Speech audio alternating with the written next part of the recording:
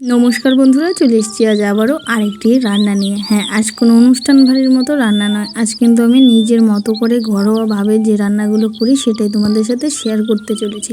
কাঁঠালের তো অনেক রান্নাই খেয়েছো, দেখতেই পারছো কতটা লোভনীয় হয়েছিল রান্নাটি, খেতে হয়েছিল ভীষণই দুর্দান্ত। তো স্টেপ বাই স্টেপ দেখার অনুরোধ রইল।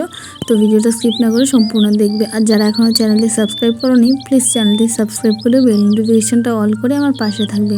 আমি কিন্তু গ্রামাঞ্চলের ভীষণ পুরনো রান্না খুব সহজভাবে তোমাদের জন্য তুলে ধরার চেষ্টা করি।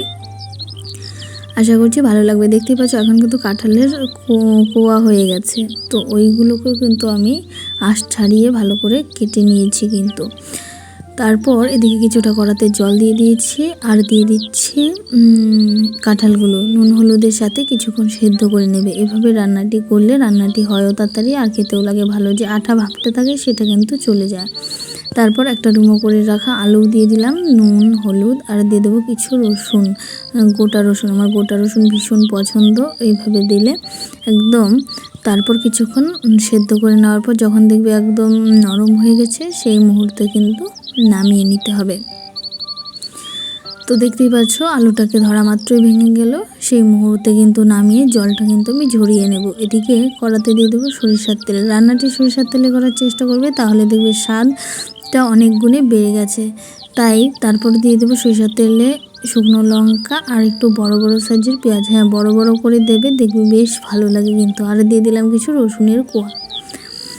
সব কিছু নেড়ে চেড়ে ভেজে নেব কিছুক্ষণ সময়, খুব বেশি কড়া করে ভাজবো না। তারপর দিয়ে দেবো মশলাতে সেরকম কিচ্ছু নেই, আছে শুধু ধনে জিরে লঙ্কা আর সামান্য আদা, কয়েক কোয়া রসুন, বাস এই পর্যন্তই মশলা। নুন হলুদের সাথে মশলাটা অনেকক্ষণ সময় কষিয়ে নেব, যতক্ষণ না এর থেকে একদম তেলটা ছেড়ে গেছে। দেখতেই পাচ্ছ তেল কিন্তু অনেকটাই ছেড়ে এসছে।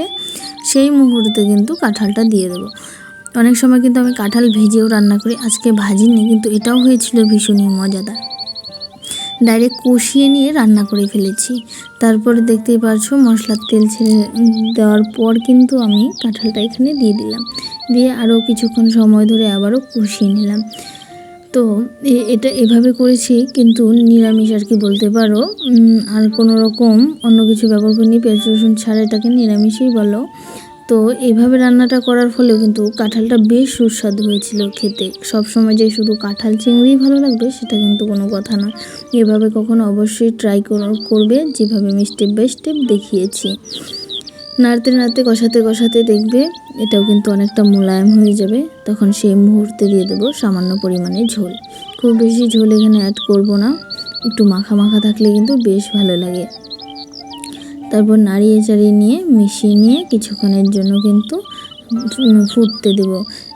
ঝোল ফুটতে ফুটতে যখন দেখবে এই দেখো সাইডে কিন্তু তেলগুলো হালকা কালচে হয়ে সরে গেছে, এই মুহূর্তে বুঝবে যে হ্যাঁ আমাদের ঝোলটা অলরেডি ফুটে গেছে। যারা নতুন রাঁধুনি রয়েছে তাদের জন্যই বললাম। তারপর আর কি নামিয়ে নিলে রেডি। গরম ভাত বা রুটি পরোটা যে কোনো কিছুর সাথে লাগে দুর্দান্ত খেতে। আজকের জন্য এই পর্যন্তই, দেখা হবে নতুন আরেকটি রান্নার সাথে। ততক্ষণে সকলে ভালো থাকবেন, সুস্থ থাকবেন এবং আমার পাশে থাকবেন অনুরোধ রইল।